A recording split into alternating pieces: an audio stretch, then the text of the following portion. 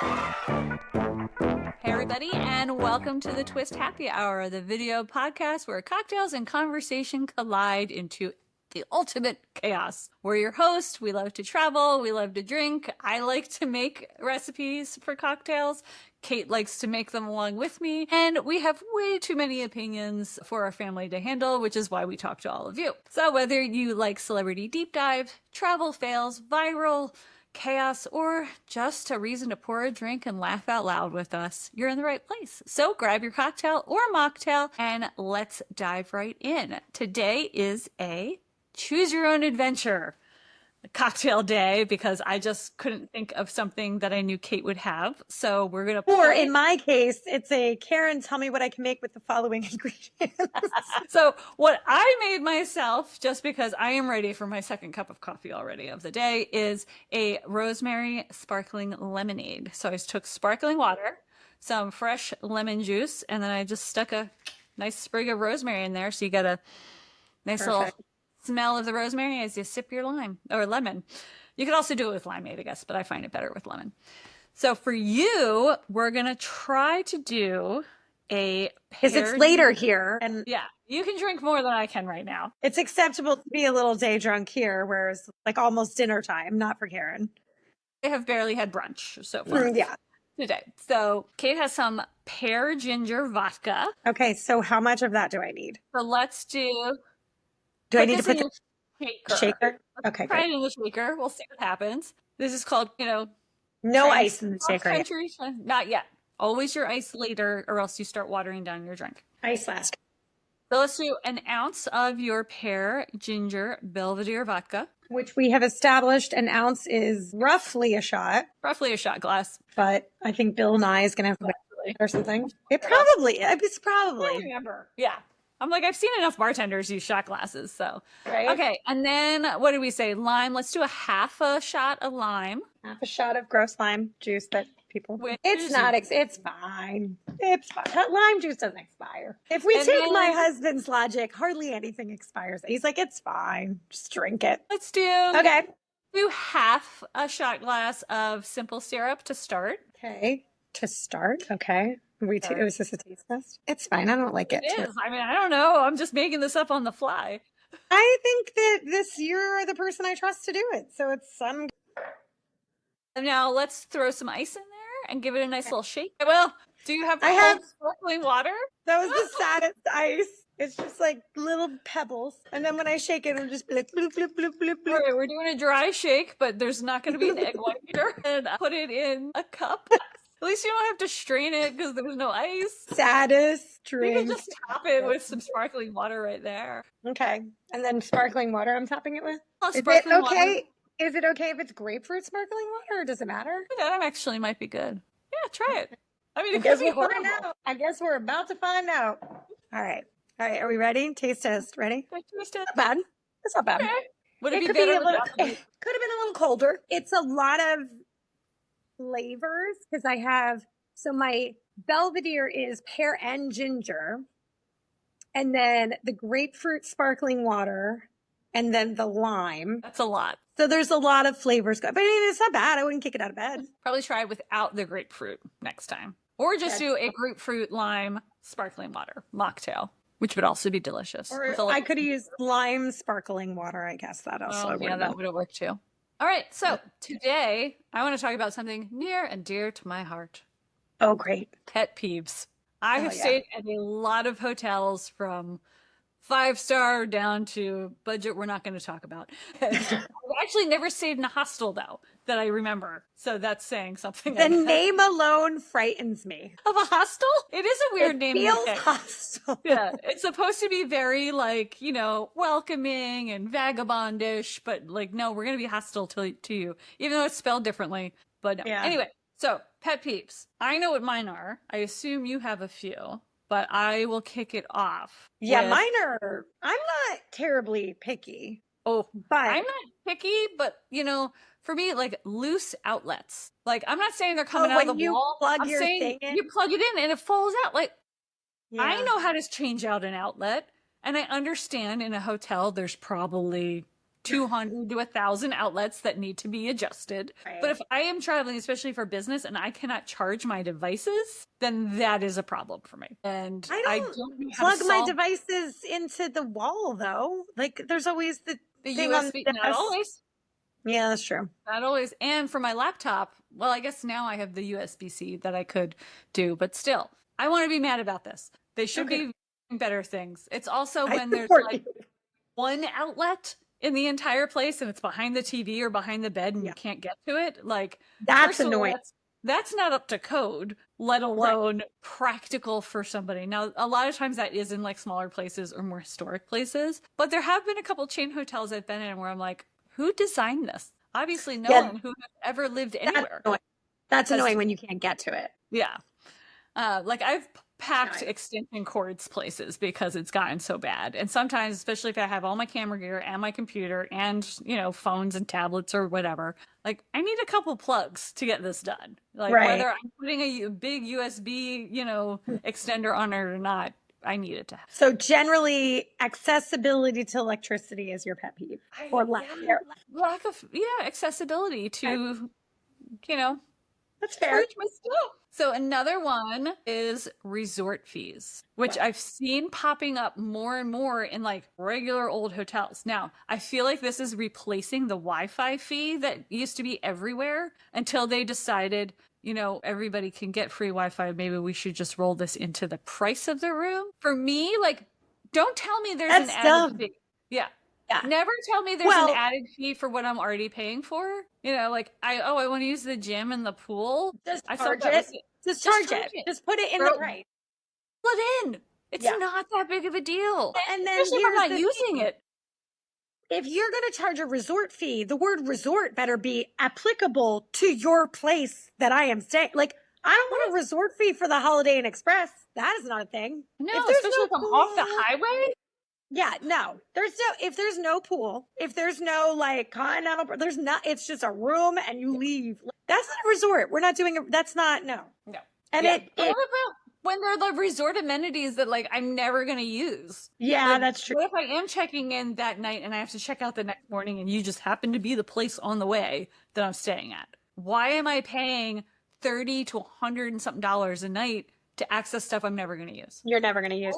And they have to give you those wristbands to get into the resort amenities. So just if you're getting a wristband, you're paying for the wristband. If you're not getting a wristband, you don't need to pay for the wristband. Like, then it's fine. You're not. And if it's going to be a mandatory fee, then just roll it into the overall price of the room. Right. I know. That is, I just don't like how they're using resort fees for literally every hotel. Like every hotel, like we paid a resort fee when we were in New York. The hotel that we stayed at had a resort fee. It was a lot. Don't get me wrong. Beautiful hotel. Love it. Would stay there again. Didn't have any amenity, like other than like a room with a shower. There was a restaurant upstairs, but I paid for that. Like there's no pool. There's no like, so what am I paying? What's the resort fee? Like where's the resort part? Right? Of the stay? It's like, and if it's the Wi-Fi or whatever, then just call it what it is. Tell me you're charging me for Wi-Fi. Yeah, just tell me. Yeah, exactly. Especially in New York, that's I'm like, what resort fee? I know. No resorts. This isn't like my bathroom's the size of like a closet, and so is the room. What's the resort part? You should stay at the place that we stayed at this last time because it was really nice. It was way nicer than the place that. Don't tell that I said that, but it was really nicer than. I'll tell you where it was. Okay, it was really nice. We were like, we will stay here again. Was it a Kimpton? I think so. I think you were at Kimpton. I like Kimptons generally. And usually they have like a wine hour and a coffee bar in the morning and all this other stuff. I was shocked at how big the room was because New York, you know, like I was so surprised by it. Maybe that's what the resort fee was for, just like a bigger room. I don't know. We have less hotel rooms in this property, so you have to pay more for a fee of square footage. I don't like all the broken. I think that generally pet peeves for me, like with hotel like charges, is like, well, we're going to charge you for this. We're going to charge you for this. And we're going to charge you for this. Like, just be like, it's $500 or whatever, and then just call and it. There's already all the taxes in there too. I'm like, don't show me that you're nickel and diming me. Like, just nickel and dime me without me knowing. I would love to not know that I'm being nickel and dimed left and right. Yeah. Yeah, it just hurts. It hurts a little bit more. It hurts a little bit more. Yeah, you're telling me that you're, kind of overcharging me now, and I don't need to know that. So, I mean, it's like rub it right in. Yeah, it's like baggage all right. fees. It's like, oh God, come on. What else? What else you got? What else do I have? Let's What see. else bothers you about Parking. hotels? Do tell. Parking. I just want free parking everywhere. I don't like when they make you valet. I don't like when it's forced valet. Here is the thing, and parents of children or just general disgusting people. My car looks like a pigsty all of the time. I don't know who has left dirty socks in the back at any given night. The smell, I'm nose blind to the smell. I don't want a stranger judging my car. Like, I don't need that in my life. I don't need the judgment. I don't need to feel like I have to clean my car before they come and get in. It's just, no. I don't want to have to valet. No. Well, I just don't want, I feel rushed when there's valet involved. Yes. Like, I don't even want somebody to help me with my bags because I'm like, no. Like, I don't want to have to wait for a bag. I don't want to have to do anything. Like, I understand this is a job. I love bell people because they always know where to get brunch because generally they go out and party the night before and then have to have a hangover food. And that's where I want to have breakfast. Is where they go. I'll bring my bag to you at the bell stand, or my bags. Let's be real. I will bring them to you. You can wheel them up. You want to do that? Great. I don't need to carry them upstairs. You go, have at it. But I want to take my time getting what I need. Because, like, I don't know about you, but like when I have my kids with me and stuff, it's like somebody's hat is over here. Like nothing is like together. It's not organized. Like, especially if we did a driving destination. Oh my gosh. Stay. Yeah. It's like, I threw these extra shoes in at the last minute, whatever. So I need moments to be like, this can stay in the car. This can come out of the car. I don't want you just like starting to pull my crap out of the car. Well, don't hover. Like, don't be hovering. Yeah. Like I'll get it. I'll get it and we'll come over and then you can cart it up or whatever you want to do. And I'll give you $10 and everybody will be happy. But I don't know if $10 is the right way to tip for that. It's so rare that I have anybody help me with my bags because I'm usually carrying on. Like, I'm like, well. I need to get myself organized before I have anybody else involved. Yeah. I mean, my kids aren't even allowed to help me because especially like road trips, the amount of tote bags now that are like, oh my gosh, I know. Throw it in. The snack bag and the cold food. I know. It literally every time we go anywhere now, like if we have taken a car. So it's amazing because my children and I can scale it down to like a backpack if we are going to Europe for 14 days. We can do one backpack per person. We're good, right? But like if we are going to like Orlando for 2 nights, it looks like we're moving in. We've got snack bags and we've got a cooler and we've got like, it's ridiculous. Well, you have the space because you're like, well, what if I need that hat? Or what if I like everybody's bringing their own pillow and it's like, okay, but like 14 days in Europe, 3 different countries, everybody was carrying one backpack. Like, you know what I mean? Like we can scale it down, but it's a mess. But there's just too much involvement, I think. And it goes back to like the fees. Now you're tipping your valet, you're paying for that.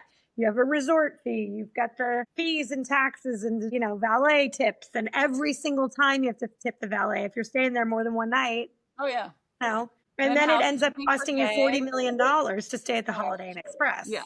I mean, we could have a whole separate episode just on the tipping culture of America and how I feel.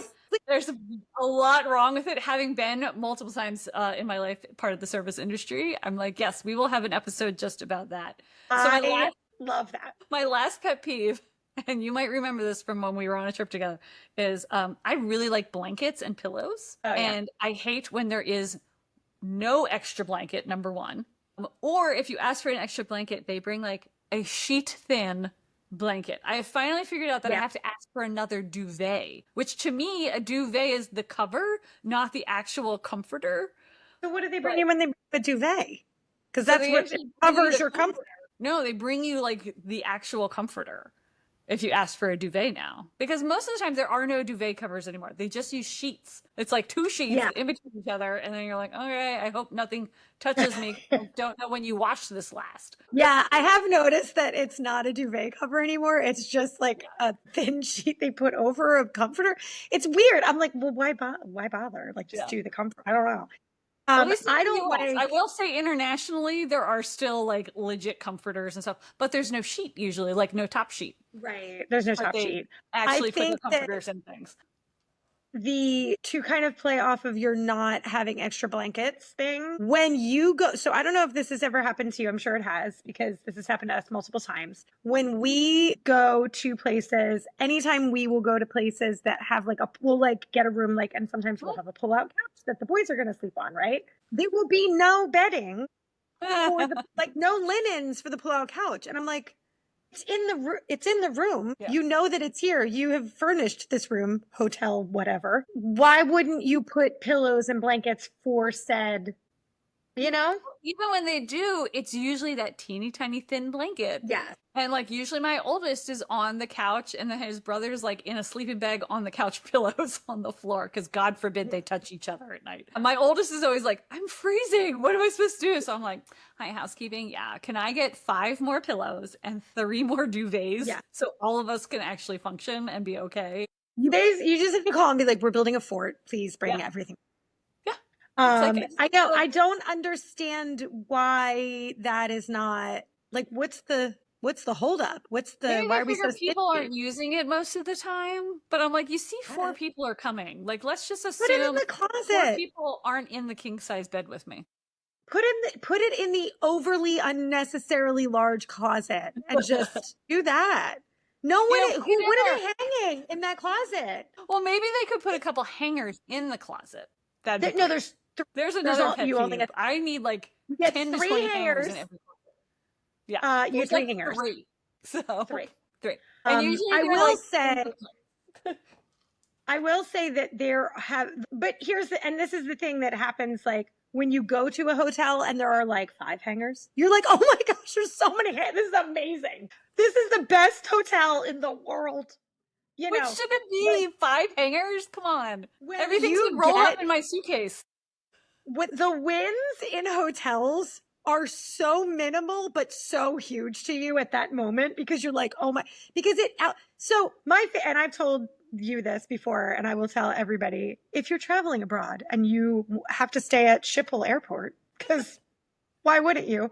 In Amsterdam, it is the hub for Europe, right? It's a very large airport. The Marriott hotel that is all connected to the airport, but all the way at the end. You have to go down this like ridiculously long hallway that you could skateboard down. It's amazing. That hotel is my absolute favorite so far in the world simply because the room, I shouldn't say simply because, there were many reasons. The room was gigantic. We did a family room. It's not a suite. It's just a room with a king bed. And then they brought in cots for my children and they set up like a teepee over the cots. It was adorable. Gosh. And it was super cute.